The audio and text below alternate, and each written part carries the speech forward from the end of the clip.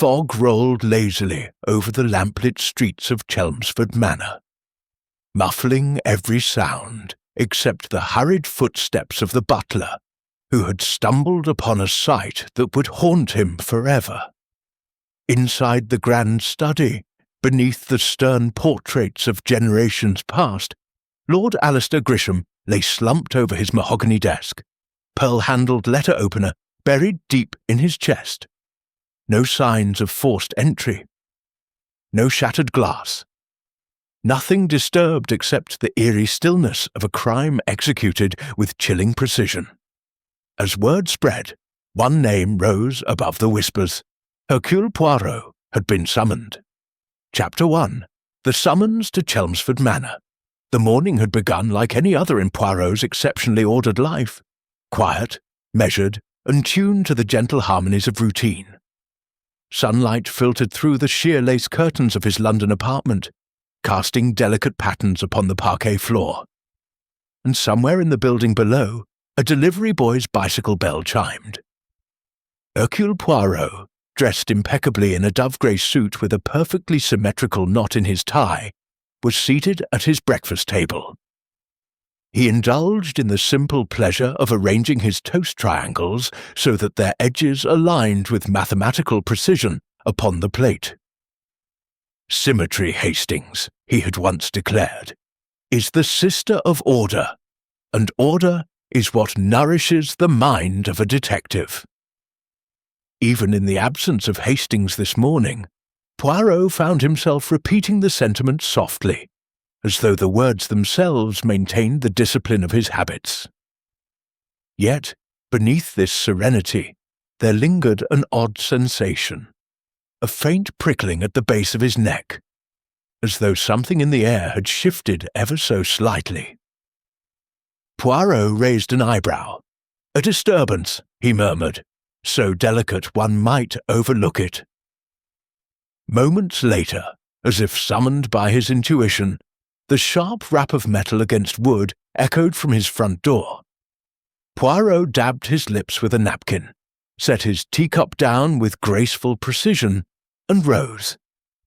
He opened the door to find a tall, rigid figure in a dark uniform, Inspector Geoffrey Lytton of Scotland Yard, a man whose stern jawline and perpetually furrowed brow gave him the air of one constantly wrestling with society's untidiness.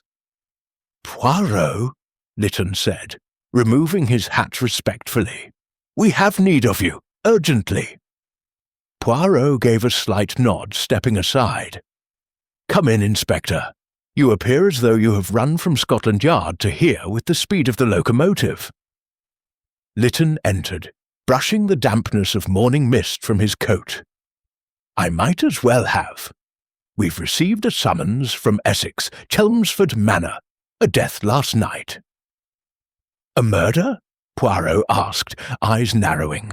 "A suspicious one, to say the least," Lytton replied, though his tone revealed what his official words concealed. "Lord Alistair Grisham, found dead in his study. No signs of intrusion, nothing stolen, no known enemies." Poirot pursed, his lips thoughtfully. "A man with no enemies, mon ami, is either a saint or a liar." Lytton exhaled heavily. "I hoped you'd say yes. Lady Eleanor Grisham insisted we contact you specifically. She swore you would see what others would not. Honestly," he added with a touch of weariness, "I'm inclined to believe her." Poirot gave a small, satisfied smile. "Then, Inspector, we shall go." The journey to Chelmsford Manor began with the rhythmic clatter of wheels along polished rails, for the two men took the early train northeast. Poirot sat opposite Lytton in the carriage compartment, fingers steepled, eyes closed, head tilted in contemplative repose. It was a pose Lytton recognized well, Poirot thinking. But the detective's mind was not upon the crime alone. He analyzed the smallest details surrounding the summons itself. Why had Lady Eleanor requested him by name with such urgency? What of the butler who had found the body? Had he done so at a suspiciously convenient hour? What histories lay within the walls of a manor as old as Chelmsford? In Poirot's view, no crime began at the moment the weapon met the victim. It began years before, woven through decisions, resentments, secrets, and the silent war between appearances and truth. When the train finally slowed, exhaling steam as it halted, the men stepped onto the small Chelmsford platform, where a car awaited them. The crisp countryside air carried hints of damp earth and winter leaves. A uniformed driver greeted them with a bow and held open the door. "Her ladyship awaits you, gentlemen," he said in a heavy rural accent. Chelmsford Manor came into view after a short drive. A grand estate of pale stone and towering windows. Its facade softened by creeping ivy. Set upon a stretch of rolling land bordered by dense woodland, it was the sort of place that wore its history like a heavy cloak. As they approached, the wrought-iron gates opened with a groan, as if reluctant to allow outsiders entry. Poirot studied the building with a keen eye. "A house that has seen much, Inspector. Look, shutters closed on the east wing, though it is morning. A gardener's shed neglected for months. And there, the upper balcony railing, repaired recently. There are stories here." Lytton shot him a weary glance. "We haven't even reached the front door yet." "Ah, but the clues, they do not wait politely for introductions." Inside, the manor was a world of hushed elegance.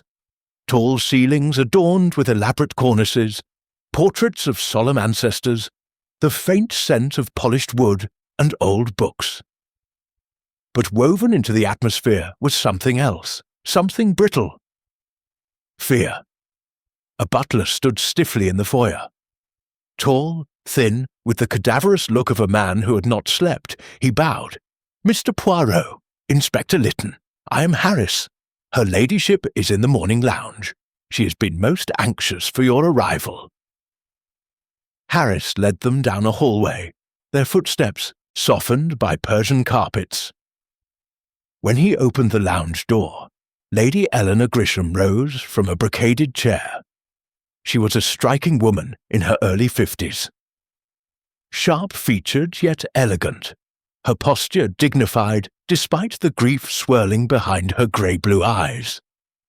A black gown clung to her slender frame, and pearls rested at her throat, contrasting starkly with her pallor. "Mr. Poirot," she said, her voice trembling ever so slightly, "thank you for coming.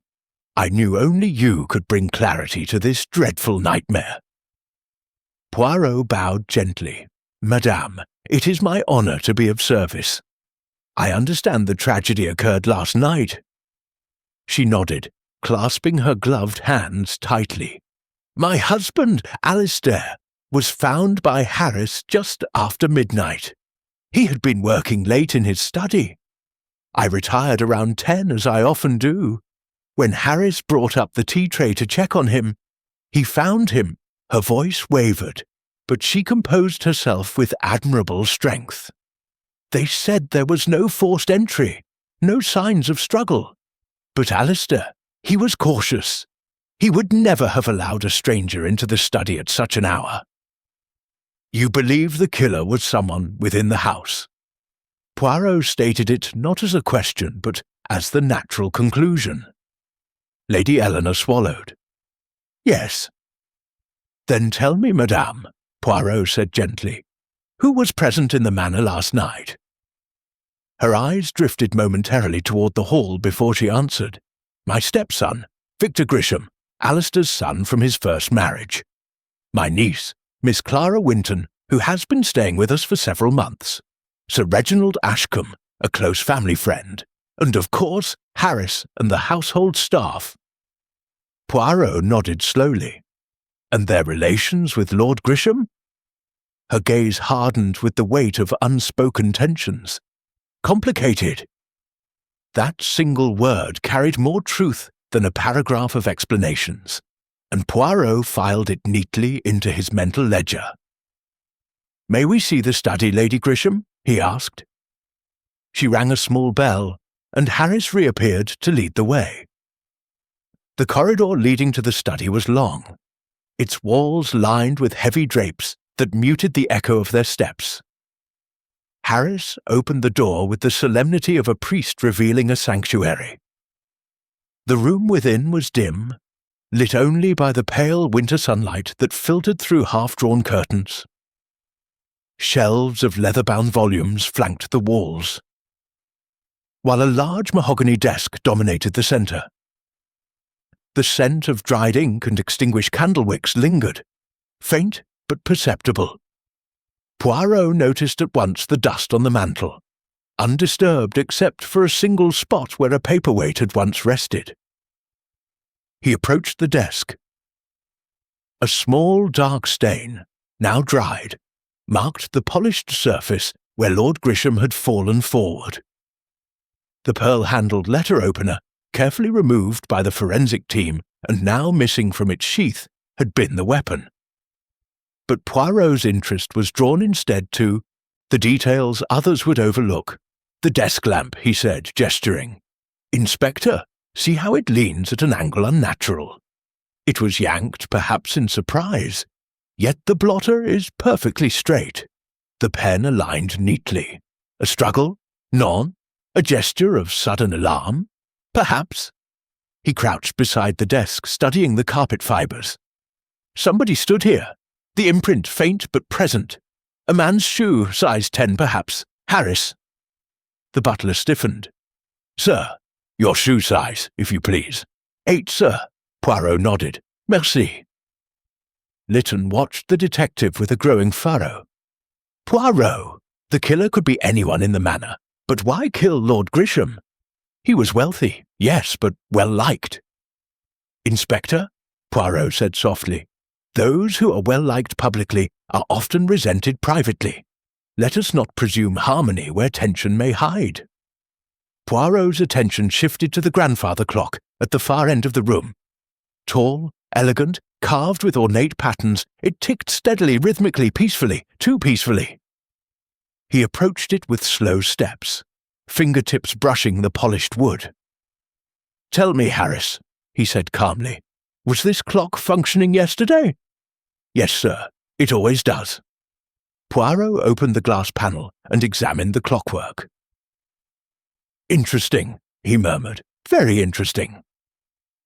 "What is?" Lytton asked. Poirot straightened, a spark of revelation flickering in his eyes. "The clock is running, but it should not be." Lytton stared at him in confusion. "What do you mean, should not?" Poirot turned his gaze back to the room, studying the angles of the curtains, the dust, the pattern of soot by the fireplace.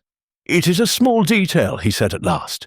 "A detail so precise that it tells me, Inspector Lytton, that what occurred last night was not a crime of passion. It was a crime of calculation." Before Lytton could ask more, a sharp knock came at the study door.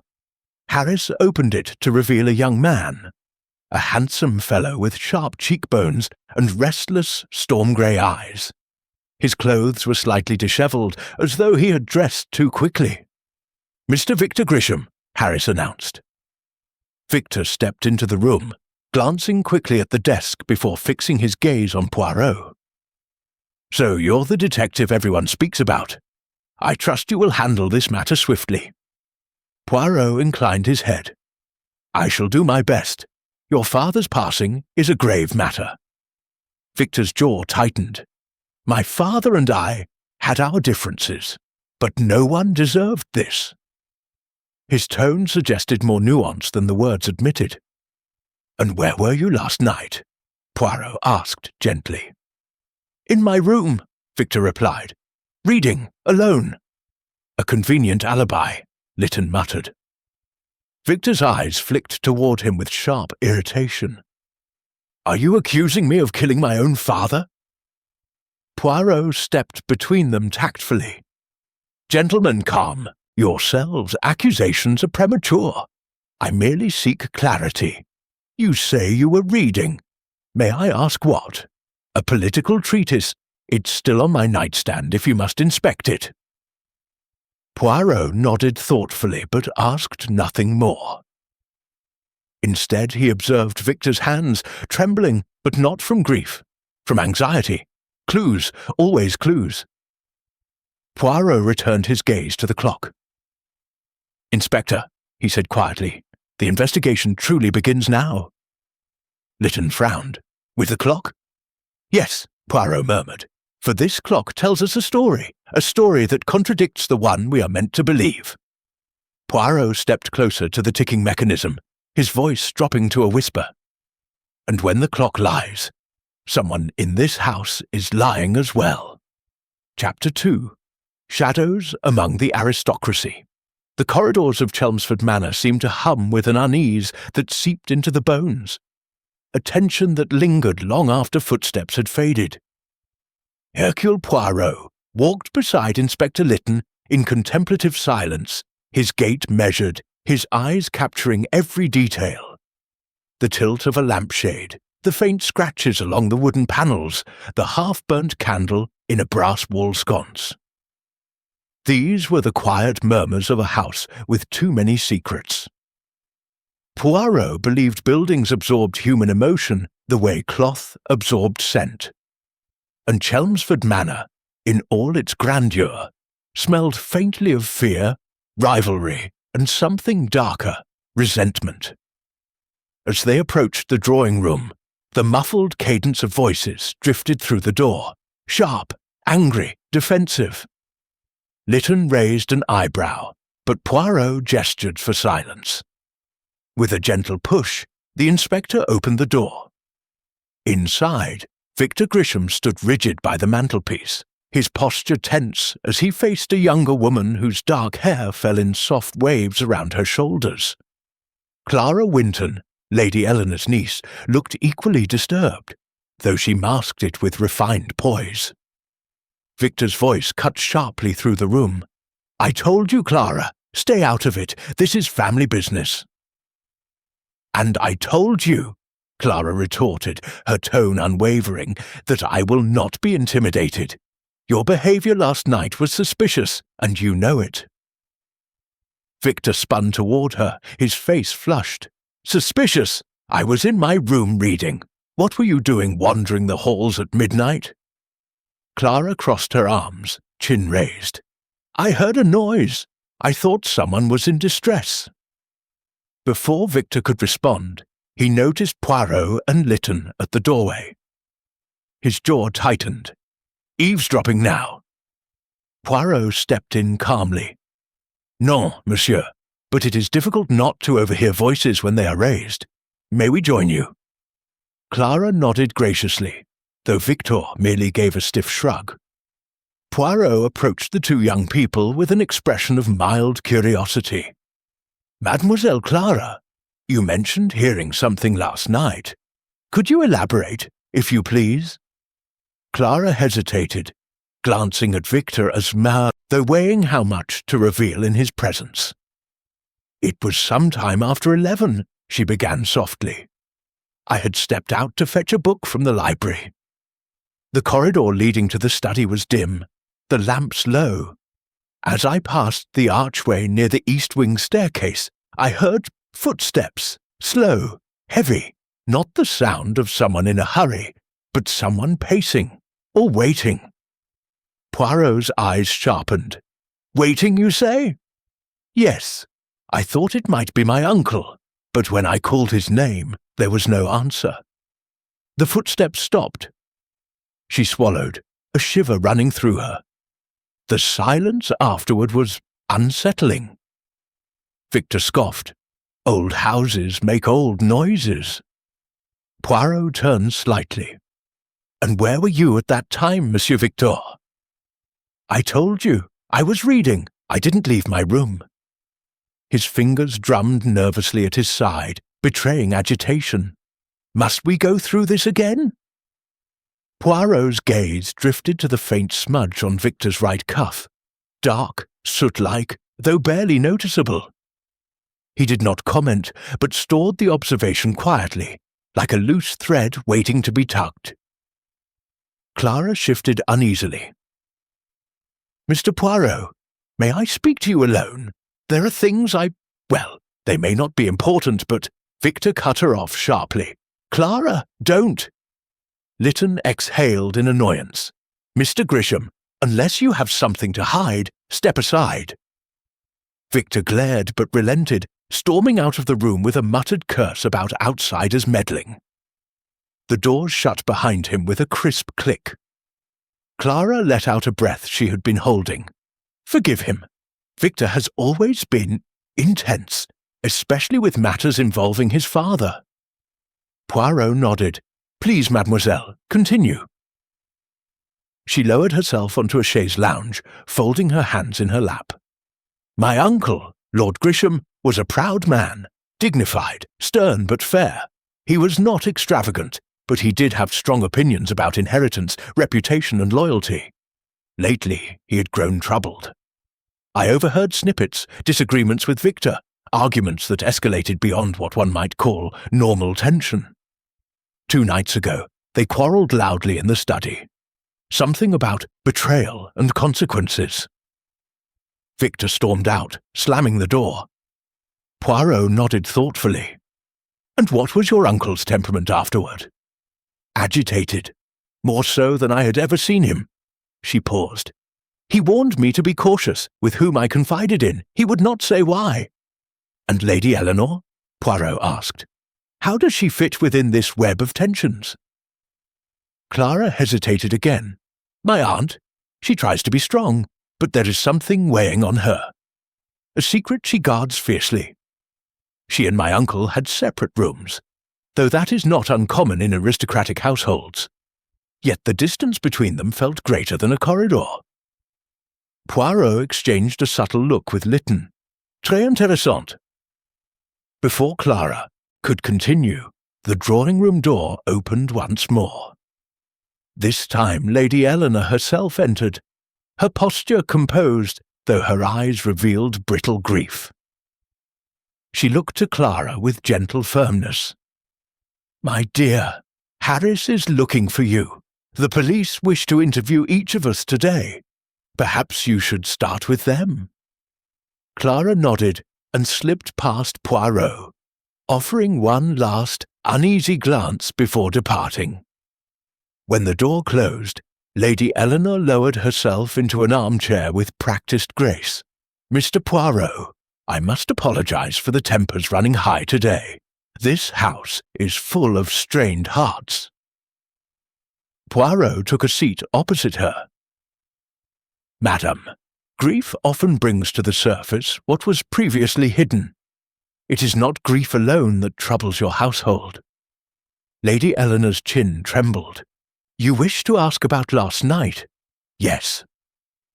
She looked toward the rain-speckled window, as though gathering courage. "Alistair and we had not been close lately. Not because of indifference, but because of the pressures he carried. For months he was overwhelmed by matters he would not disclose to me. He insisted they were business concerns, but I suspected otherwise." "What makes you think that?" Lytton asked.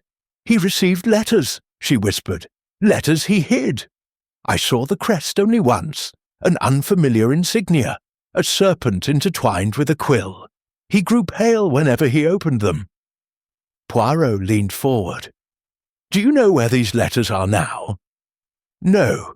He kept them in a locked drawer in his study." Poirot and Lytton exchanged a sharp glance. The drawer. The one that had yielded the mysterious cipher in Chapter 1. A strange coincidence, or a deliberate clue.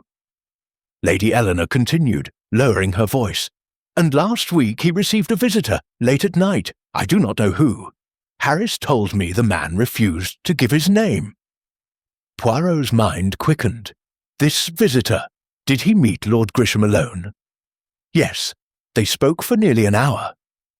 Lytton frowned. "And Harris didn't see him leave?"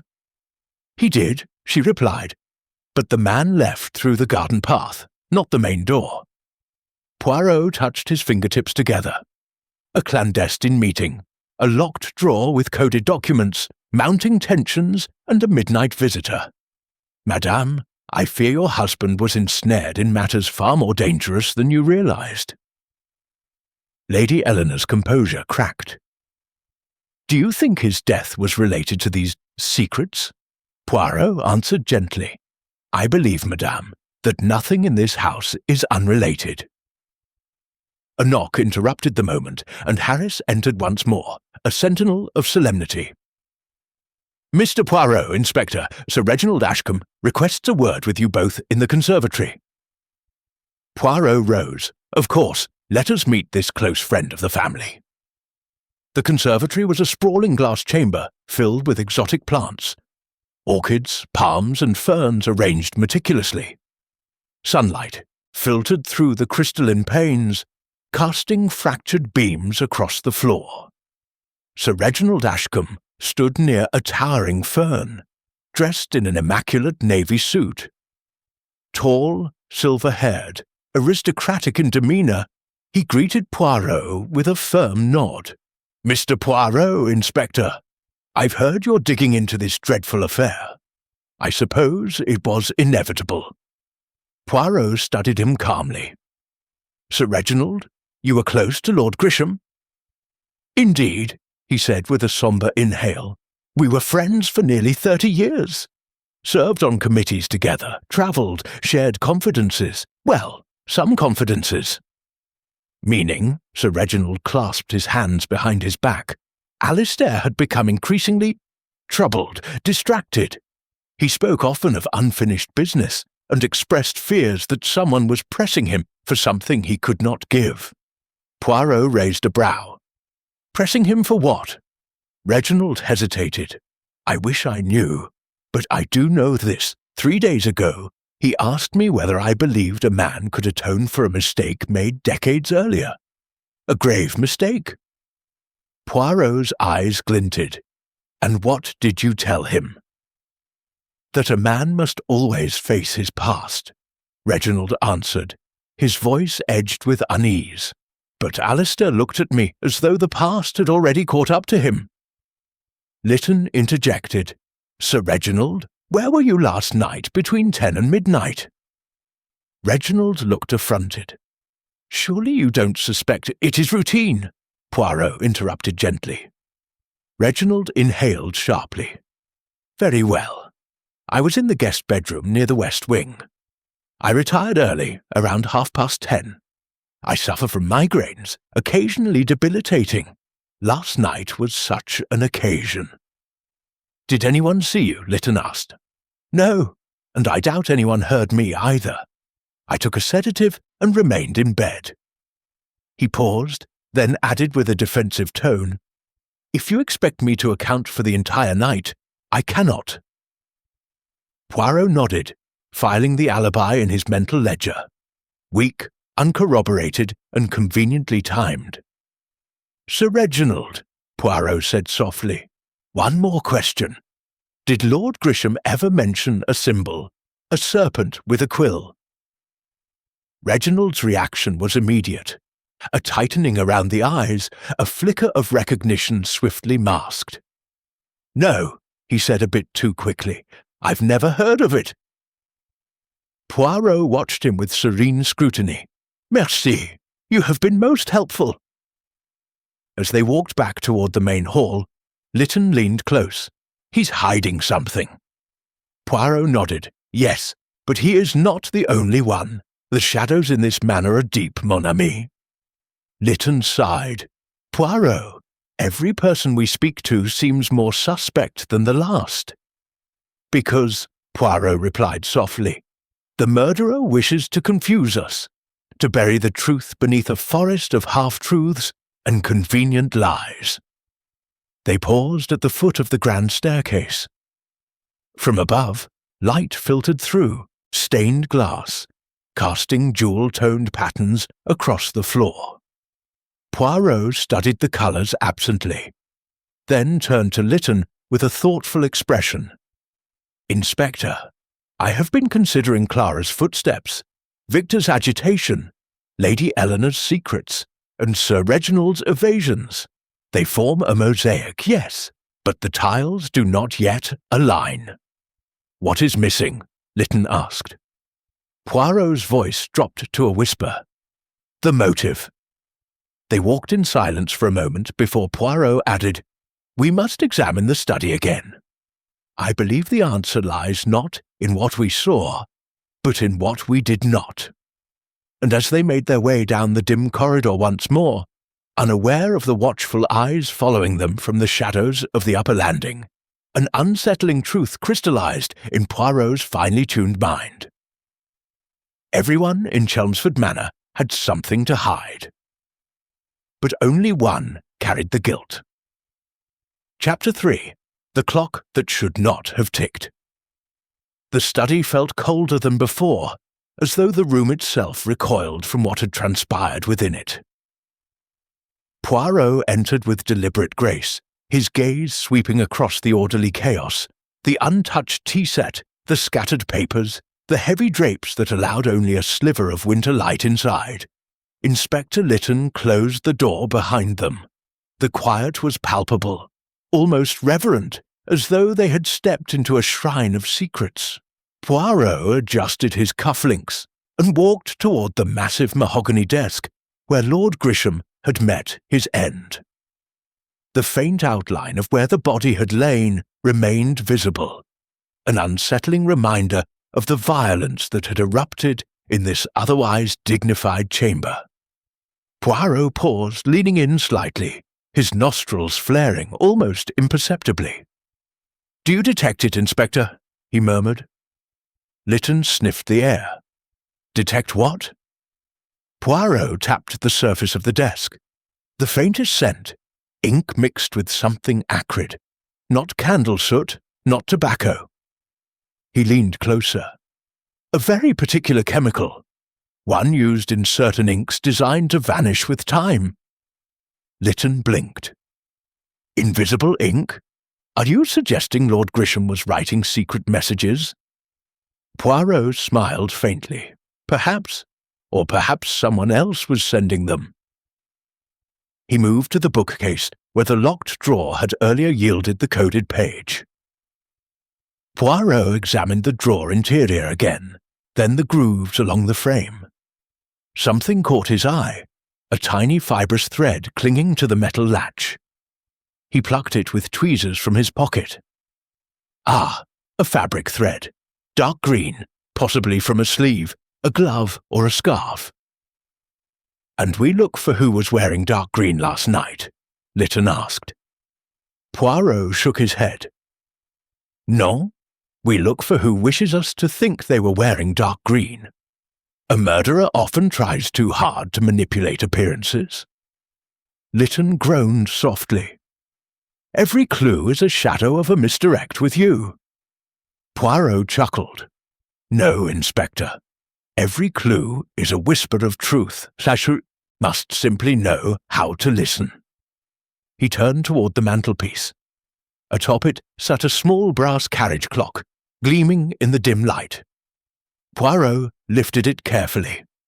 "And here, mon ami, is something most curious." Lytton frowned. "A clock?" Poirot held it up. The second hand ticked rhythmically, soft, precise, steady. Oui, but this clock was broken. Broken. Lytton stepped closer. Poirot nodded. "Harris told us last night that Lord Grisham complained about this very clock. It had stopped 3 days ago. It has not chimed since." He gave the inspector a pointed look. "Yet here it is, ticking." Lytton's eyes widened. "Someone fixed it." "More importantly," Poirot murmured, "someone wanted us to believe time moved normally in this room." He motioned toward the small notepad beside the clock. A faint indentation marred the top sheet. Poirot lifted it to the light, angling the page with meticulous care. Someone wrote a note and tore it away, but the pressure left behind an impression. Lytton squinted. "Can you read it?" Poirot retrieved a pencil from the desk and lightly shaded the surface. Gradually, ghostly letters emerged. Meet me at 11. Come alone." Lytton stiffened. "So Lord Grisham had an appointment? The murderer, maybe?" Poirot tapped the line thoughtfully. Perhaps. Or perhaps it was written by Lord Grisham himself. But what intrigues me, Inspector, is the lack of a signature. If this was from the murderer, why write it here on a pad inside the study? Why not on a personal letter or a discreet sheet of paper? No. He shook his head. This note was written in haste, maybe panic. Lytton studied him. Panic from whom? Poirot's gaze drifted toward the heavy curtains. Let us see. He approached them and parted the velvet fabric gently. Behind the curtain lay a thin, hidden door, almost invisible, flush with the wall panelling. Poirot pressed the edge, and the door clicked open, revealing a narrow passageway consumed by darkness. Lytton's jaw dropped. A secret corridor? Poirot smiled quietly. Every old English manor possesses at least one. And this one leads somewhere very important, look. He pointed to the dust on the floor. A clear impression of footprints, only one set, disturbed the powdery surface. The prints led inward, toward the shadows. Lytton crouched. Fresh, within the last 12 hours. Poirot nodded. Made by someone who wished to avoid the main corridors. Lytton straightened, his voice taut. Poirot! This means the killer could have entered and exited without anyone noticing. Exactement. Poirot stepped back and closed the hidden door gently. We will explore it shortly. But first, there is something else. His eyes moved to a small framed photograph on the desk. It depicted Lord Grisham shaking hands with a solemn-faced gentleman in military uniform. Lytton squinted. Who's that? Poirot's brows lifted. That, my friend, is Colonel Barrett Hawthorne, a man known in certain circles for intelligence work during the war. And what's his connection here? Lytton asked. Poirot set the photograph down carefully. That is what we must discover. For if Lord Grisham was involved with men such as Colonel Hawthorne, then the cipher we found may hold far graver implications than family squabbles. Lytton rubbed his temples. So he might have been involved in espionage. Poirot gave a modest shrug. Perhaps not espionage, but something clandestine. Something that required coded correspondence, late-night visitors, and hidden pathways. He paced slowly, observing the subtle disarray of the room. The faint scuff mark near the rug edge, the ink blot near the pen stand, the single overturned paperweight. Each detail formed part of a tapestry. Poirot finally stopped before the chair where Lord Grisham had sat during his final moments. He touched the armrest lightly. Inspector, consider this. The killer stabbed Lord Grisham from the front, not behind. That suggests they faced him, looked him in the eye. So someone he trusted, Lytton murmured, or someone bold enough not to fear him, Poirot added. He then kneeled, examining the rug. A faint scratch marred the hardwood beneath it, semicircular, as though made by a dragged object. Poirot ran a finger over it. What do you make of this? Lytton bent down. Looks like the leg of a chair or table was moved. Poirot nodded. Or the murderer moved something to reach something else. He stood again, surveying the room with renewed clarity. This study is not just the scene of a murder. It is the battleground of a secret. Before he could elaborate further, a soft knock sounded at the door.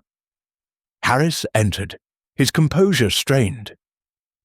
Mr. Poirot, Inspector, Lady Eleanor requests your presence in the Winter Garden. There has been another discovery. Lytton stiffened. Another clue. Harris swallowed. No, sir. His voice dipped. A message, written in red across the stone fountain. Poirot exchanged a sharp glance with the inspector. "Written in red?" "Yes, sir," Harris whispered. "Paint or blood? The gardener cannot tell." Poirot clicked his tongue softly. "Then we must not delay." As they exited the study, Poirot cast one final look back at the ticking brass clock, its steady rhythm echoing like a heartbeat in the silence. A clock that should have been broken. A note that should not have been written. A secret door that should not have been found. And somewhere in the manor, a murderer who had planned all of it with calculated precision. Chapter 4. A lady's secret, a gentleman's lie. The drawing-room of Chelmsford Manor shimmered beneath the soft glow of crystal chandeliers. But beneath that polished brilliance simmered tension. Thin, sharp, and unmistakably human. Hercule Poirot sat with immaculate posture on an arch velvet armchair. Fingertips joined, eyes half closed as though listening to something no one else could hear. Before him stood Lady Beatrice Grisham, widow of the victim's late brother, a woman known for her elegance, but today her poise trembled like a candle fighting a draught. "Madame," Poirot said gently, "you have the air of one who holds more words in her heart than she dares to speak." Beatrice's eyes flickered, a brief betrayal before she looked toward the tall windows, their drapes stirring faintly in the cold morning wind. "Monsieur Poirot, I am not sure what you expect me to say." Poirot leaned forward. "Let us begin with the simplest truth. You were seen leaving Lord Grisham's study shortly before dinner last night. You claimed you went to ask him about a charitable fund, yet, pardon, the manner in which you departed suggested distress." Her breath hitched. For a moment, she considered lying. Poirot could see it in the tightening of her jaw. But something within her shifted. Perhaps the weight of secrecy had grown unbearable. "I went to him because of a letter," she whispered finally. "One that arrived 2 nights ago. It was unsigned, but the handwriting was unmistakable." Poirot tilted his head. "And this letter, it came from Lord Alistair?" "No." Her voice cracked. "It came from Charles, my late husband." The room seemed to fold in around them. Even Captain Hastings, seated quietly near the fireplace, straightened with a sharp jolt.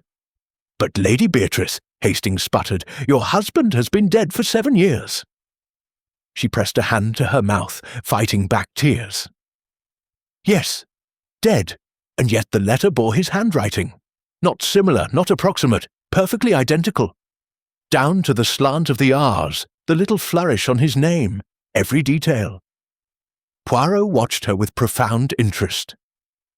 "This letter. Have you brought it?" "Yes." With trembling fingers, she retrieved an envelope from her handbag. Poirot accepted it delicately, sliding out the single sheet of paper. The ink was fresh, the loops and strokes elegant and unmistakably human. Hastings leaned forward, his breath catching. "It is uncanny," he whispered. Poirot did not speak immediately. He studied every curve of the handwriting, every spacing, every pressure point. Finally, he laid the letter upon the table. "Lady Beatrice, what did this letter say?" Her voice grew barely audible. "It accused Alistair of stealing the Grisham inheritance, and warned me that someone at the manor would die soon." Hastings blinked. Good heavens! Poirot's eyes narrowed like shutters closing over sunlight. "Madame, did you show this letter to Lord Alistair?" "Yes. That was why I visited him last night. He became furious, said it was a cruel forgery. He insisted Charles had rewritten his will before he died. He claimed Charles left everything to him because he was the only capable steward. But Charles never told me that." Her voice trembled. "And Alistair refused to show me the will." Poirot gave a slow nod. "And how did the conversation end?" badly," she whispered. "He ordered me out of the room." She clasped her hands tightly, as though fearing they would reveal even more secrets. Poirot let the silence rest, allowing her confession to breathe in the still air. After a moment, he rose. "There is someone we must speak to. Captain Hastings, fetch Mr. Edwin Langford, the family solicitor." Hastings hurried off while Poirot remained seated, his gaze sharpening with every passing second. When Langford entered, a tall man with a stiff collar and eyes like polished slate, he greeted them with a courteous bow. "Monsieur Poirot, Captain Hastings informed me you had urgent questions." Poirot held up the letter. "Monsieur Langford, is this the handwriting of Charles Grisham?" Langford examined it briefly, then swallowed. "It appears to be, and yet it is impossible," Poirot said softly, "unless someone in this household can imitate handwriting with extraordinary skill." A faint twitch at the corner of Langford's mouth did not escape Poirot's notice. Poirot continued, "We require access to the original will of Charles Grisham. I cannot simply disclose." "Sir," Poirot interrupted gently, "a man has been murdered. Protecting secrets now only deepens the suspicion upon yourself." Langford hesitated. His fingers tapped nervously against the leather folder he carried. "Very well, but understand, this will was contested briefly after Charles's death, then settled in Lord Alister's favour." He retrieved a sealed copy of the will and placed it on the table. Poirot broke the seal and scanned the contents. Hastings watched Poirot's face, searching for a hint of reaction, some telltale rise of the detective's immaculate eyebrows. But Poirot remained unreadable. At last Poirot closed the document. "Lady Beatrice, were you aware that your husband's final will leaves you only a stipend of £500 a year?" Her breath left her in a gasp. "That cannot be true. Charles promised. He told me he would ensure I had no financial worries." "And yet," Poirot said gently, "his fortune passed almost entirely to his brother." Beatrice's face went pale. "Alistair lied to me. He lied about everything."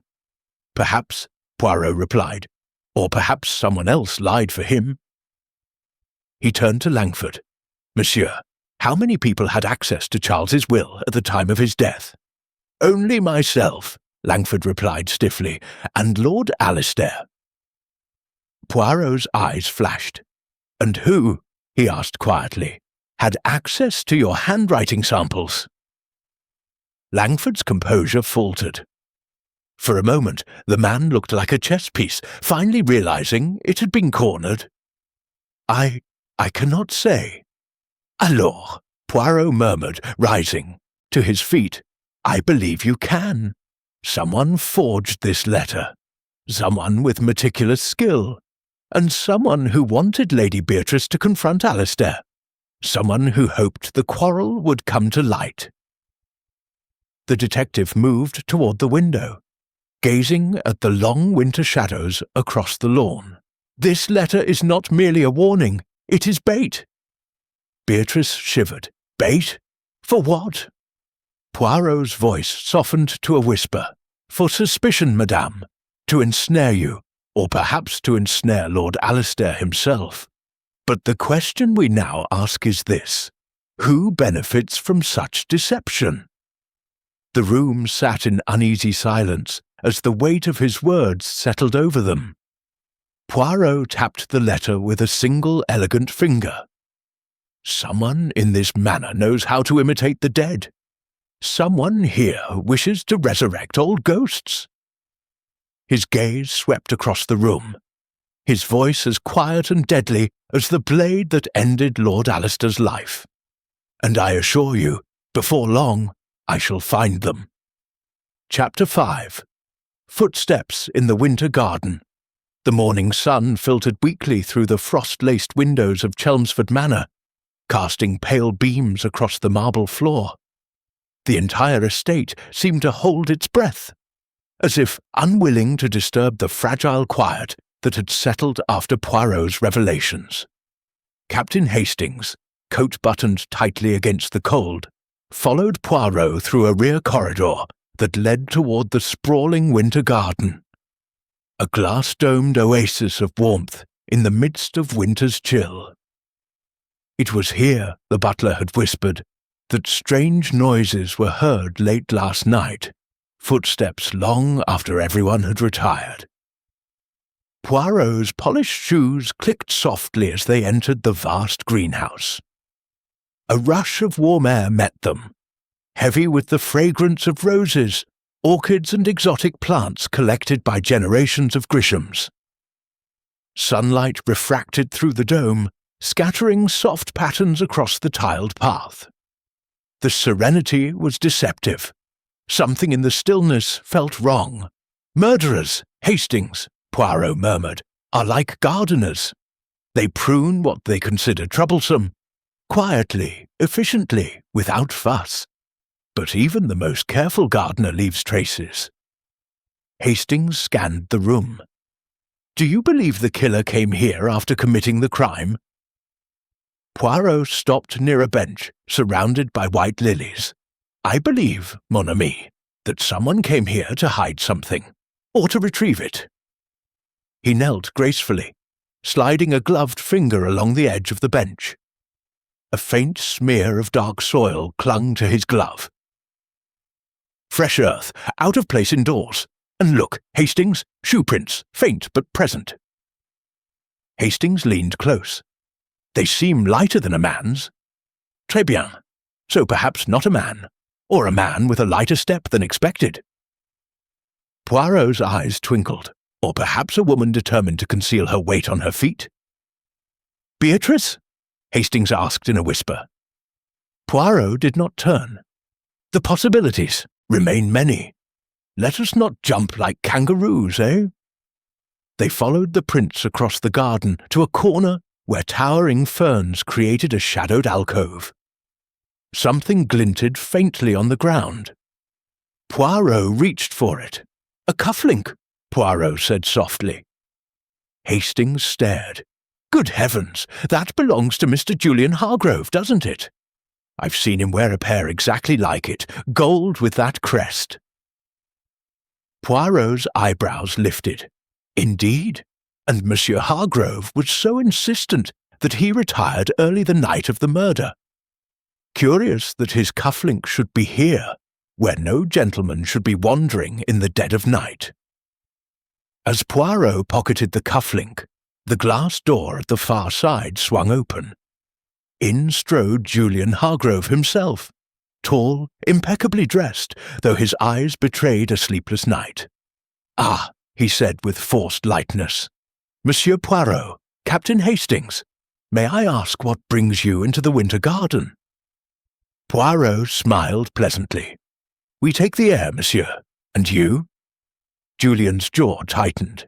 I come here often. The garden was Charles's pride, and Alistair maintained it after his passing. Someone must continue to see to it. Poirot studied him for a long moment. Tell me, monsieur, did you visit the garden last night? Julian blinked. A brief flicker of alarm crossed his expression. No, I was in my quarters all night. Poirot held his gaze. Are you quite certain? Julian's throat bobbed in a swallow. Yes. Poirot reached into his coat and held up the cufflink. A sharp breath escaped Julian. This is mine, he stammered. I must have lost it earlier this week. Perhaps, Poirot replied softly. And yet, the soil upon it is fresh. The ferns here were watered only late yesterday evening. Julian's composure cracked. His eyes darted around the garden, searching for an escape in the tangle of greenery. All right, fine. I came here briefly, but it was earlier, just after dinner. I needed air. Alone? Yes. Poirot's gaze sharpened. And what occupied your thoughts, monsieur? That you needed solitude on such a cold evening? Julian hesitated, My debts." Hastings exchanged a glance with Poirot. Julian continued, his voice dropping. "I owed Lord Alistair a rather significant sum. He threatened to expose me to the other investors unless I repaid him within a week. I was terrified." Poirot nodded thoughtfully. "So you had motive, and perhaps opportunity." "No," Julian cried. "I swear I didn't kill him. He was ruthless, but I would not resort to murder. You must believe me." Poirot stepped closer, lowering his voice. "Then you will not object to assisting us." Julian swallowed. "How?" Poirot pointed to a narrow path beside the ferns. "Someone came here after the murder. Someone who stepped lightly, who brought fresh earth into the garden. Someone who left this cufflink. If not you, then who?" Julian's brow furrowed. "There is someone who often wanders here late at night." "Who?" Poirot asked immediately. Julian hesitated. "Miss Clara Rennet." "The governess?" Hastings said, startled. "What business would she have here?" Julian looked uneasy. "That is not for me to reveal." Poirot folded his arms. "And yet you will, because lives depend on it." Julian exhaled. "Clara met Lord Alistair here on several occasions. They argued more than once." Poirot's expression remained unreadable. "About what?"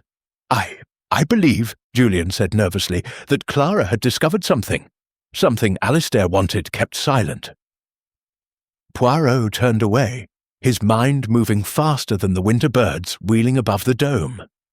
"Merci, Monsieur Hargrove," he said at last. "You have been most helpful." Julian nodded and left quickly, as though relieved to escape the suffocating air of the winter garden. Hastings looked at Poirot. "Do you believe him?" Poirot gently brushed soil from the tile. "A liar will speak in lines too straight, too convenient. But Julian, he spoke in curves. A man hiding shame, yes, but not necessarily guilt." "Then Clara?" Poirot's eyes glinted. "We must speak to her next. But Hastings, remember, this place, this garden, it has been staged to secrets long before last night. It is fertile soil for truths and for lies." A sudden gust rattled the glass dome overhead. The leaves trembled in its wake, as though whispering warnings. Poirot lifted the cufflink once more, letting the sunlight glint off the gold. "Someone was here after the murder," he murmured. "Someone afraid, someone careless. But soon, Hastings, soon, they shall not be able to hide among the flowers." Chapter 6. The cipher in the study drawer. The study where Lord Alistair Grisham had met his quiet, calculated death remained sealed, its drapes drawn, its silence heavy, its air tinged with a coldness that clung stubbornly to the bookshelves. When Poirot re-entered the room that afternoon, accompanied by Captain Hastings, he paused at the threshold, letting his eyes sweep the chamber with the reverence of a man re-examining a crime scene not merely for evidence, but for truth, waiting to be coaxed from shadows. "Observe, Hastings," Poirot murmured. "The room has the melancholy of a stage without its actors. Yet every prop, every placement still whispers." Hastings shivered. "Rooms don't whisper, Poirot." "No, mon ami, not to you." Poirot smiled faintly. "But to me, they chatter endlessly." He moved toward the vast mahogany desk, where the murder weapon, a pearl-handled letter opener, had once gleamed before ending Alistair's life. Poirot stood beside it, folding his hands behind him. "Something here is amiss," he whispered. "Something subtle, something intentional." Hastings frowned. "But we searched it already. Nothing unusual except the drawers jammed shut." Poirot's eyes flickered. "Exactly, Hastings. And drawers do not jam themselves. Let us attempt once more." He tugged gently at the left drawer, which resisted with the stubbornness of a locked vault. Poirot crouched, examining the underside. His hand brushed something, worn grooves scratched subtly into the wood.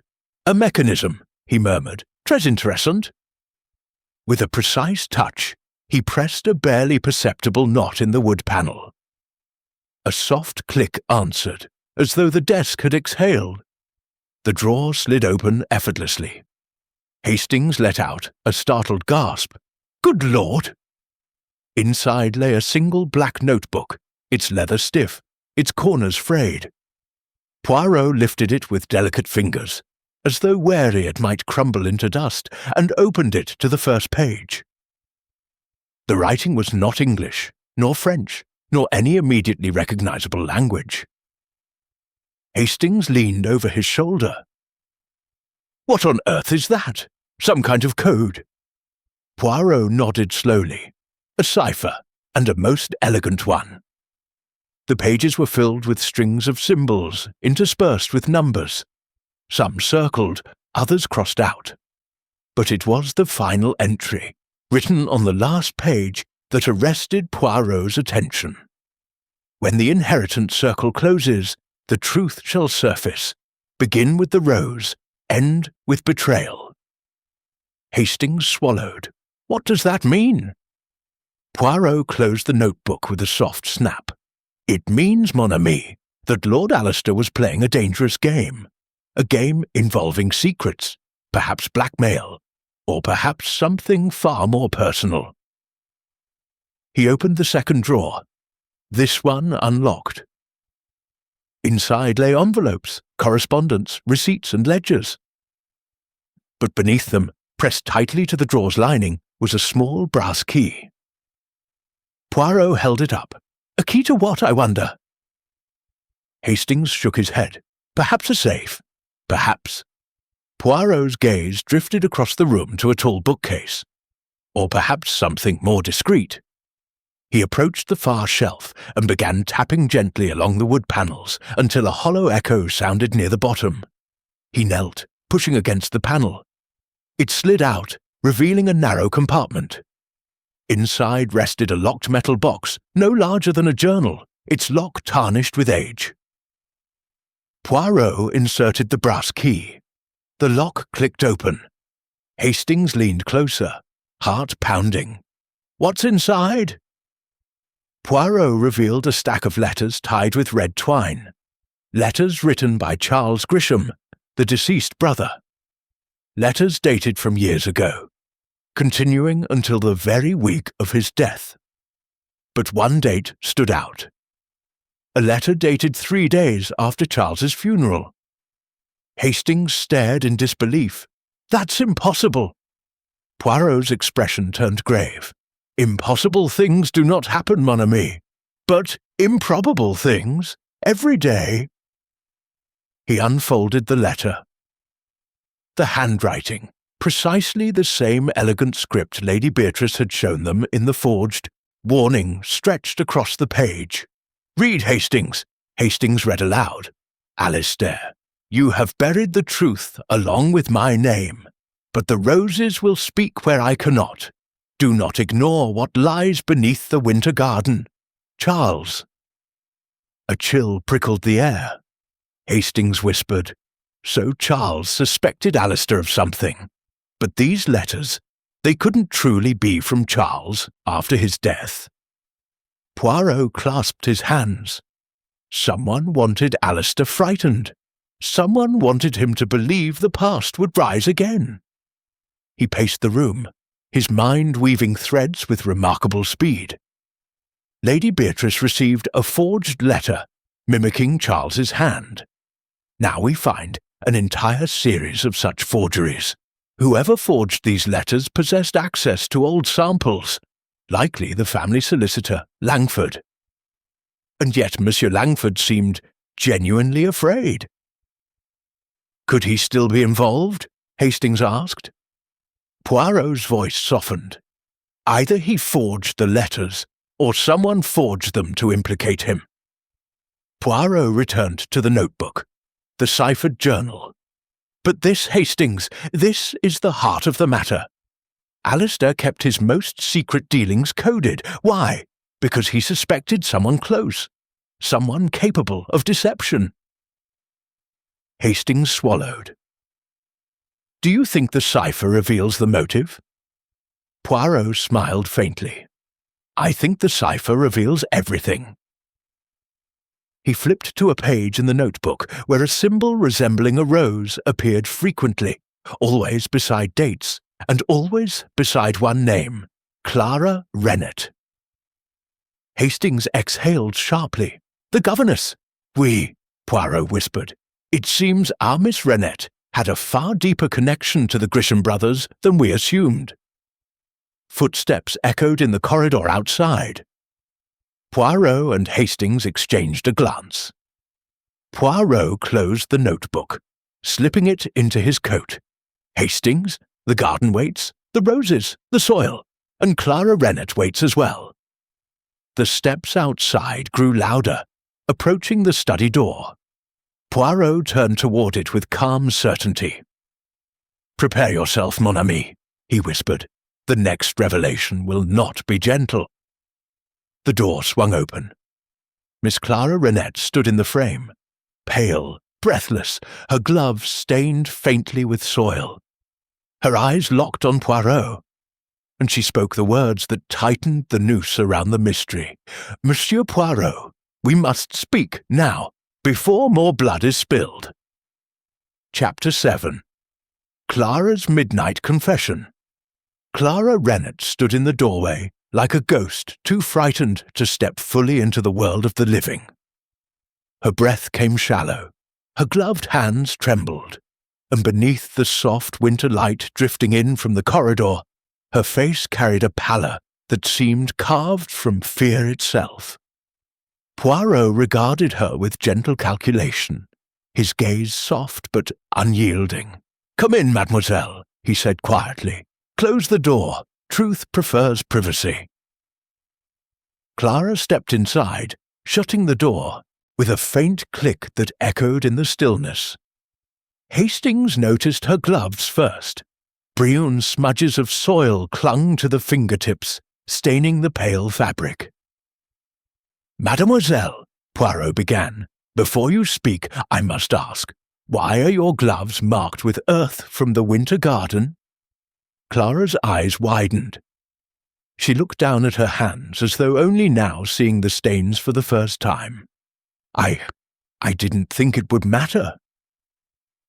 Poirot lifted a brow. "But everything matters, especially soil in winter."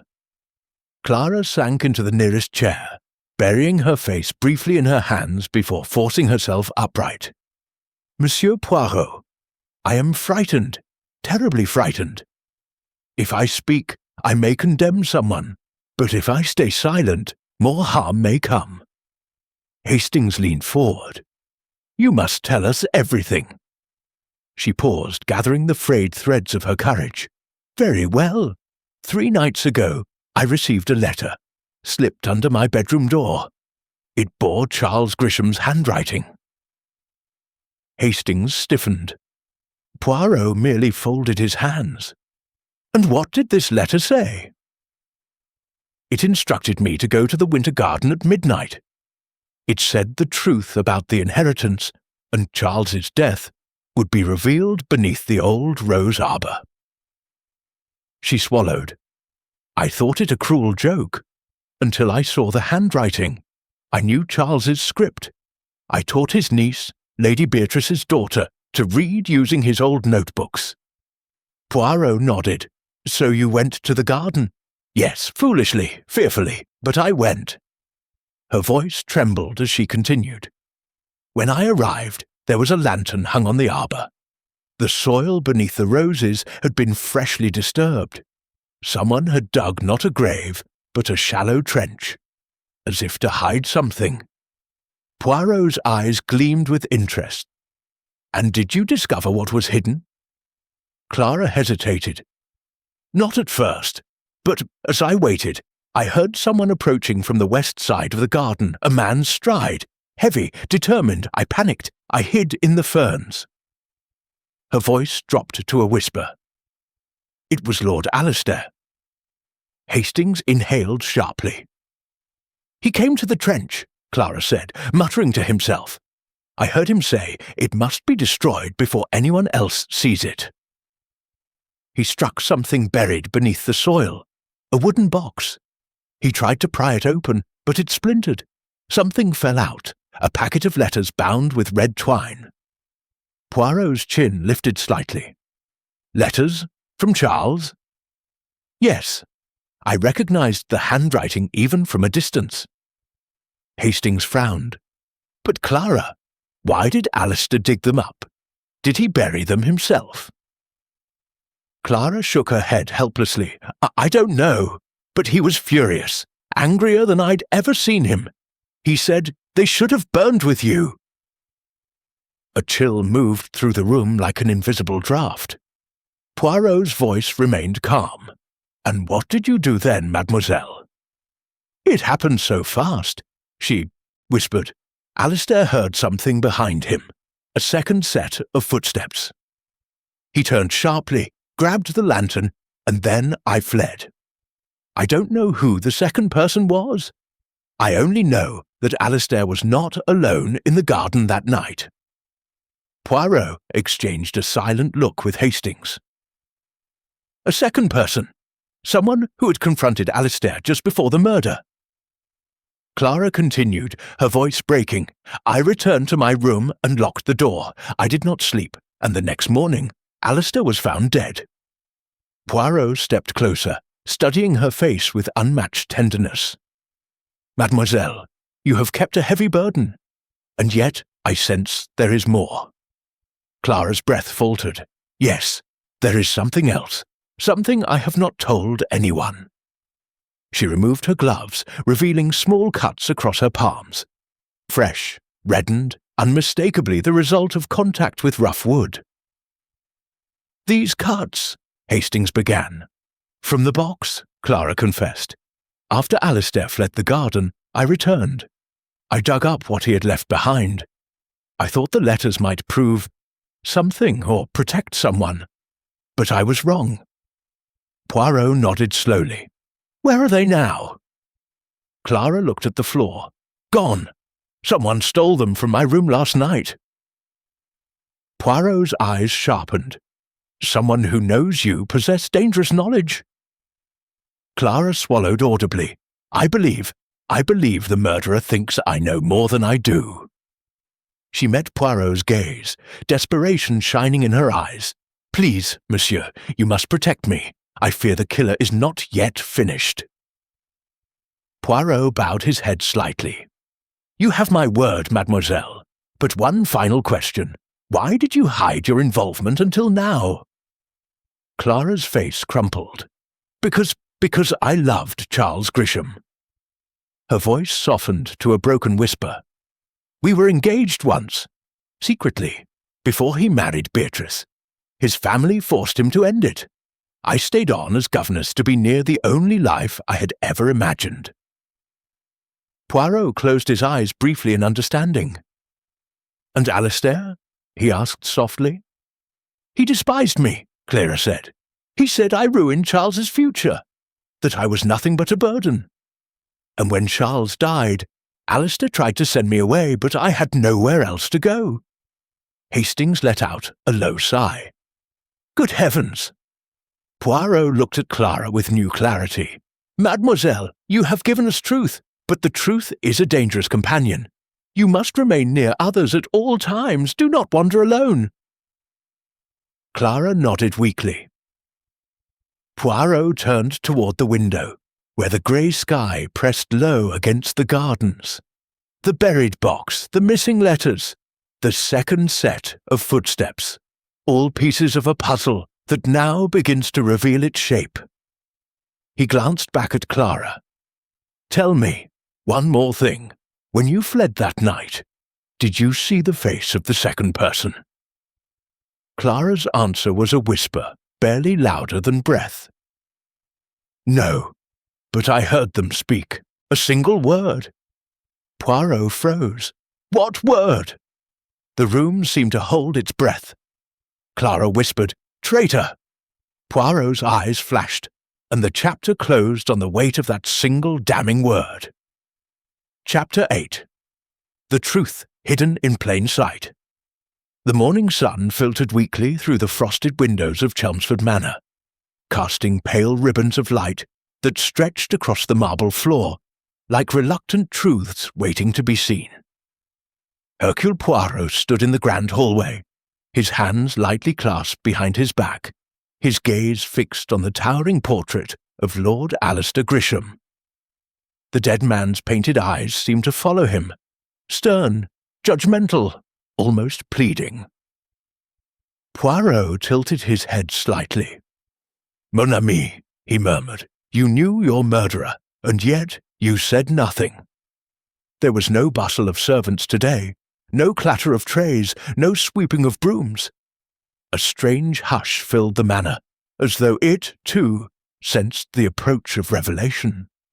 Poirot walked toward the study, the scene of the crime, with deliberate steps. The room retained its heavy solemnity. Wood-polished air, faint smell of old parchment, the lingering chill of a window recently opened and closed again. He touched the edge of the desk, noting once more the careful placement of objects. Nothing had been left to chance. Except one thing, one small oversight now pressing against his mind like a persistent whisper. He leaned forward, studying the glass paperweight. A perfect sphere, untouched since the police first examined it.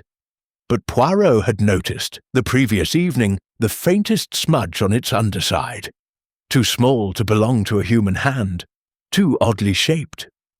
Now, with the early light slanting across the desk, the blemish seemed more pronounced. He bent closer. A partial print, or the impression of something else entirely? "Curious," Poirot whispered. "Très curieux." At that moment, Inspector Craden entered, his coat slightly askew and his expression carrying the fatigue of sleepless nights. "Poirot, you're up early." "I have not slept," Poirot replied calmly. "My little grey cells, they are restless." Craden sighed. "Please tell me they're restless in a good way." "In the best way possible, mon ami, for they have begun to see what was always before our eyes." Before Craden could respond, hurried footsteps echoed from the corridor. Lady Evelyn Grisham appeared at the doorway, her silk robe gathered tightly around her. Her eyes red from tears or fear. It was difficult to tell. "Monsieur Poirot," she said breathlessly, "you summoned me." "Oui, madame," Poirot said, turning toward her with gentle gravity. "Please, come in." She stepped inside, her gaze drifting instinctively toward her husband's desk. A faint tremble passed through her. Poirot observed everything, the tightening of her jaw, the way her hand brushed against her necklace, a gesture of habit or guilt. "Lady Evelyn," Poirot began, "last night I made a discovery most interesting. It concerns the clock." "The clock?" she echoed weakly. "Oui, the one on the mantel. You see, my dear lady, its mechanism was altered, not broken, as many assumed, but tampered with, set deliberately to ring 10 minutes later than usual." Her breath caught. I don't understand." Poirot stepped closer. "Do you not? Non? Then allow me to explain. Someone wished to create a false impression of time, to make us all believe Lord Grisham died later than he truly did." Lady Evelyn's face paled. Inspector Craden watched intently, his eyes narrowing. "But why? Why would anyone do such a thing?" she asked, her voice trembling. "That, madame, is the question. And the answer lies not in hatred, but in calculation." Poirot paused, letting the weight of the words settle. "A very careful mind planned this crime." Silence followed. A charged, brittle silence. Poirot moved toward the bookshelf. "You see this volume here?" He touched a dark green leather-bound book, a financial ledger. Lord Grisham was reviewing it the night he died, and he found something that frightened him. Lady Evelyn took a step back, her hand flying to her throat. "I know nothing of his business affairs." "No, madame," Poirot said softly, "but others did." He opened the ledger, flipping through pages marked with red ink. Debts disguised as investments, withdrawals masked as transfers. Someone was stealing from him. A great deal of money. Craden stiffened. Who? Poirot closed the ledger with a firm snap. A name appears repeatedly. Hidden, yes, but not well enough. Initials only, R.L. Lady Evelyn whispered, Raymond Little. Ah, Poirot said quietly. You speak it so naturally, madame. Perhaps too naturally. She shook her head vehemently. No! Raymond has been our family solicitor for years. He would never— Poirot stopped her with a gentle hand gesture. No need to defend him yet. But these initials, this pattern, it is not an accident. Craden stepped forward. We'll bring him in for questioning. Non, Poirot said. Not yet. There is more. He pointed toward the study window. This window was opened from the inside shortly after Lord Grisham was killed, not to let someone in, but to let something out. The murderer needed to dispose of something small, something that could betray them. Lady Evelyn's breathing quickened. Dispose of what? Poirot looked at her steadily. A glove, madame. Her knees seemed to weaken. She reached for the back of a chair. A glove? Oui, a fine leather glove, with a torn seam at the thumb. I found the matching glove in your dressing room last night. The room dropped into utter stillness. Even the morning light seemed to freeze. Craden's voice was a rough whisper. Lady Evelyn, is this true? She swallowed hard, tears pooling in, her eyes. I lost it weeks ago. I don't know where the other is. I swear it, I don't know. Poirot stepped closer, his tone soft but piercing. Madame, I do not accuse you, but someone wishes for us to believe you are here.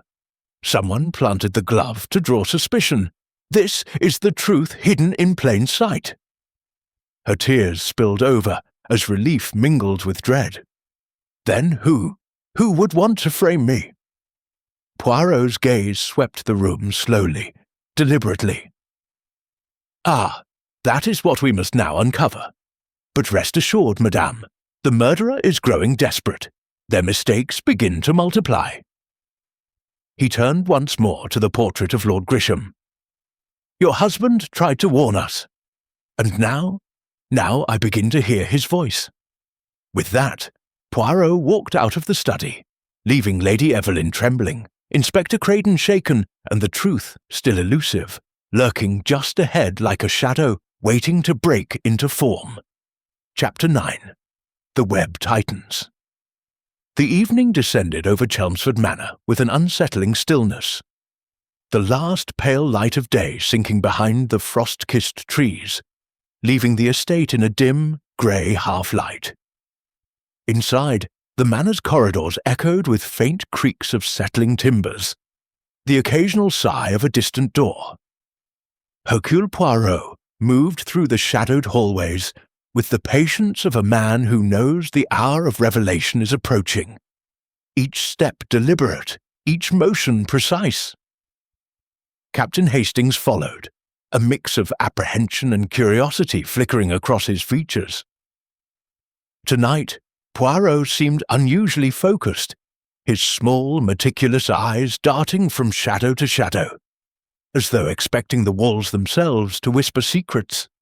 They arrived at the winter garden, where frost clung stubbornly to the outer panes of glass.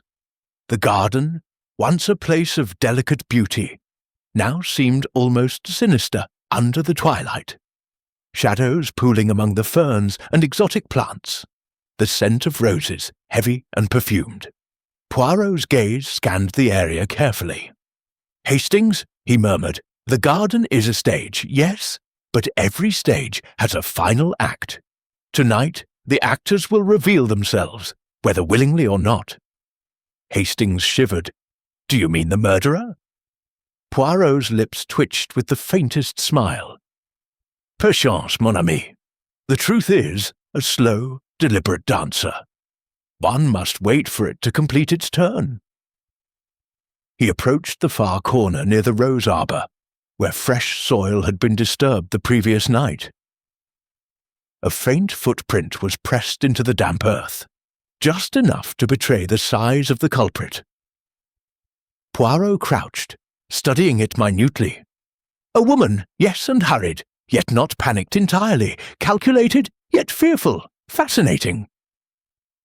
Hastings peered over his shoulder. Miss Renette? Poirot shook his head. Perhaps, or perhaps someone wishing us to think so. From the shadows came a sudden rustle. Both men stiffened. Poirot's hand flicked toward his coat. Not for a weapon, but for observation, for the reading of the subtle gestures that betray a liar. A figure emerged from behind a cluster of ferns. Raymond Little, the family solicitor, his face pale, his hands shaking. "Monsieur Poirot," Little stammered. Poirot raised a finger. "One moment, s'il vous plaît. Let us examine calmness before accusation."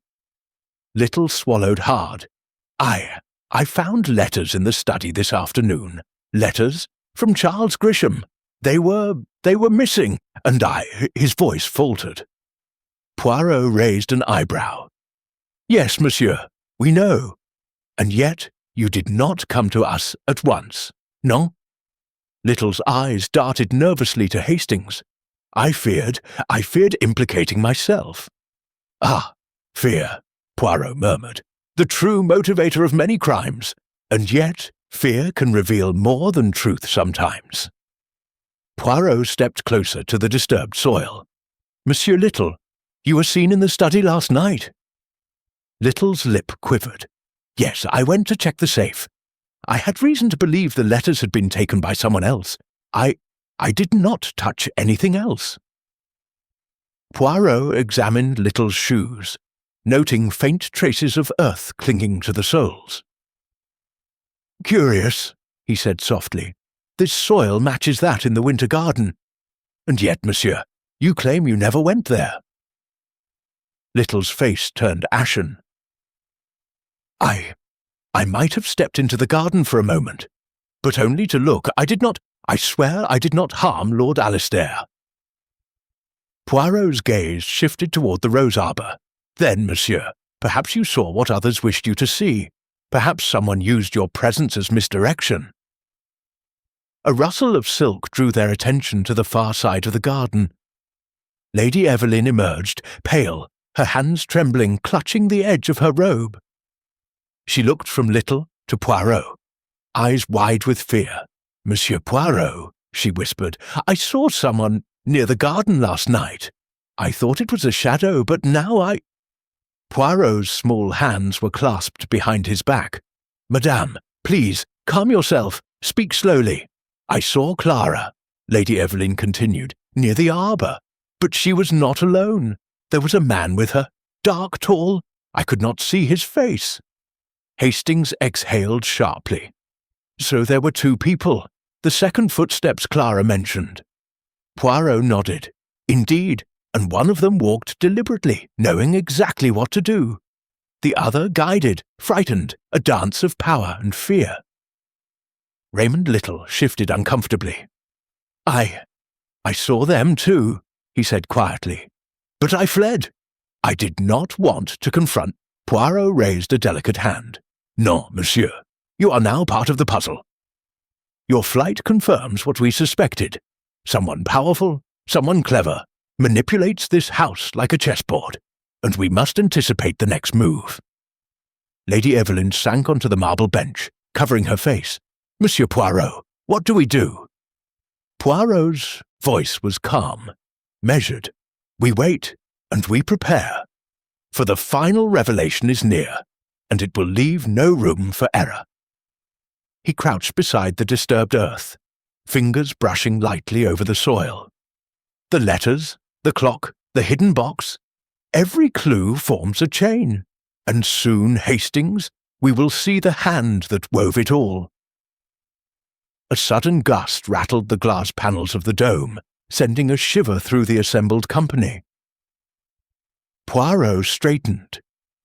His eyes glinted with the small, merciless certainty that only the sharpest mind can summon. "The murderer," he said softly, "has underestimated one thing, the careful observation of a mind that does not tire, and the courage of those who seek truth, even in fear." He turned to Hastings. "Are you ready, mon ami? Tonight the web tightens, and the spider reveals itself." Hastings nodded, his jaw set as the shadows lengthened across the frost-kissed floor. Outside, the wind moaned through the bare branches of the estate, carrying with it the promise of revelation, and the inevitable confrontation with the cunning mind behind Lord Alistair's calculated death. And somewhere in the darkness of Chelmsford Manor, the murderer watched, unaware that the threads they had spun so meticulously were about to entangle them utterly. Chapter 10. The calculated unmasking. The manor lay in an uneasy silence as night fell over Chelmsford, the wind howling softly against the frosted windows. Hercule Poirot stood in the grand drawing-room, flanked by Captain Hastings, Lady Evelyn, and the visibly anxious Raymond Little. Candles flickered, casting long quivering shadows across the walls, as if the house itself leaned forward to witness the climax of the tragedy that had shaken it to its core. Outside, the winter garden slept under a thin layer of frost, still hiding the secrets it had held for far too long. Poirot's small, precise figure seemed to absorb the room's tension, a calm eye in the storm. "Mon ami," Hastings whispered, "tonight, do you truly intend to confront the murderer?" Poirot smiled faintly, almost imperceptibly. "Hastings, my little grey cells have worked tirelessly, and the time has come. Every step, every misdirection, every hidden letter has been accounted for. We now know the shape of the truth, and soon it shall be revealed to all." He turned to Lady Evelyn. "Madame, please remain calm. You have endured much, but you are safe here. No harm will come to you this evening." Her lips trembled as she nodded. "I trust you, Monsieur Poirot." Poirot moved to the centre of the room, placing the black notebook, the ciphered journal, on a small table. The flickering candlelight revealed the carefully scrawled symbols, the intricate patterns that had perplexed them for weeks. "Here," he said softly, "is the key to everything. Charles Grisham's ciphers, the letters, the warnings, they have guided us all, but misled us too.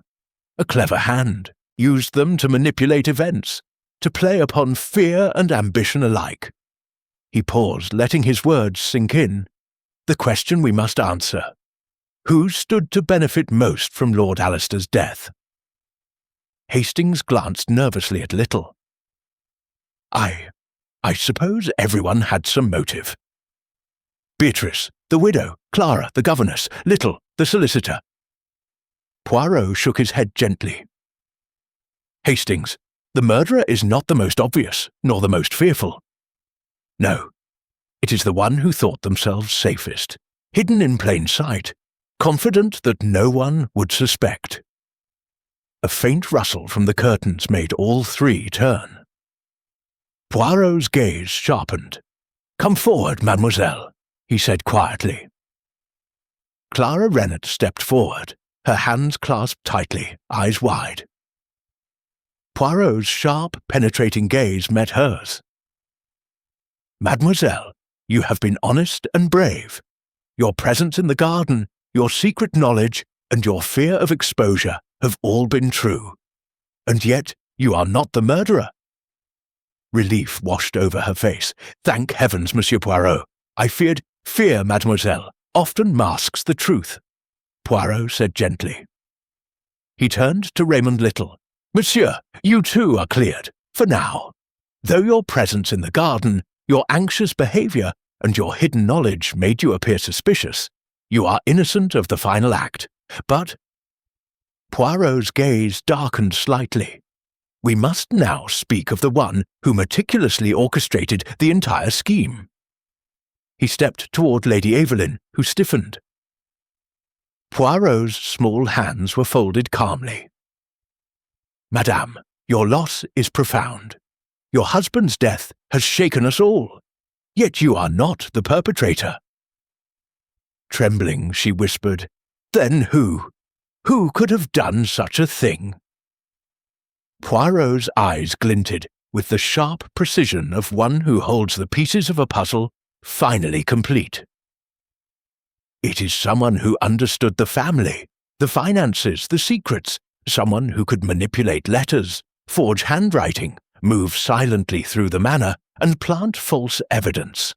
Someone both calculating and patient beyond imagination." He paused dramatically. "The murderer is—" Poirot drew a slow, deliberate breath. "Beatrice Grisham, Lady Beatrice, the widow." A collective gasp filled the room. Lady Evelyn's hands flew to her mouth. Hastings took a step back. Even Raymond Little's face paled. Lady Beatrice rose from her chair in the shadows, her eyes defiant. "Monsieur Poirot! Preposterous! I have done nothing! You have no proof!" Poirot's small eyes remained fixed upon her. "Ah, but we have many proofs, madame. The forged letters meant to frighten Alistair, the misdirection in the garden, the manipulation of the clock to create false timelines, and most importantly, your knowledge of the hidden box containing Charles's letters." Beatrice's lips quivered. That box was meant to protect Charles's reputation." "Oui, Poirot," replied calmly. "But you also knew the letters would implicate Alistair in fraud and theft. You sought to control the outcome, to reclaim the inheritance that Charles left to him. And when Alistair discovered your plan, your hand struck in calculated rage." She took a trembling step forward. I did not kill him. I only wanted him to be exposed." Poirot shook his head gently. "Exposure is not murder, madame, but tampering with the letters, planting false evidence, and ensuring he could be alone in the garden, that is a crime of intent. You did not anticipate Clara's presence. You did not anticipate Monsieur Little observing your movements. And you underestimated the vigilance of a detective who never tires." Hastings finally spoke, his voice shaking. "But all the letters, the cipher, the glove, the soil, everything led to her?" "Precisely," Poirot said, pointing to the scattered clues. "Every misstep was a signature. Every planted object a thread that leads to the mind behind the scheme. The web has been tightened, and now the spider is revealed." Lady Beatrice's shoulders slumped, the colour draining from her face.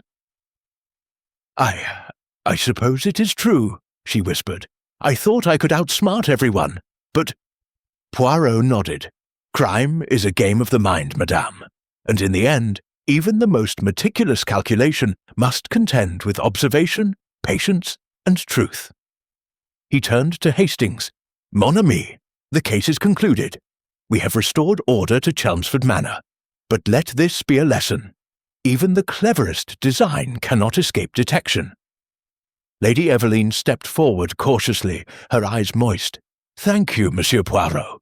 You have given us clarity, and perhaps some peace." Poirot inclined his head. "Peace is not always immediate, madame, but understanding brings a calm that even grief cannot undo." Outside, the wind whispered against the windows, carrying away the shadows of deceit that had lingered too long. The winter garden, now quiet and empty, had surrendered its secrets. The letters, the soil, the forged warnings, all had spoken their final truths. Hastings let out a long breath.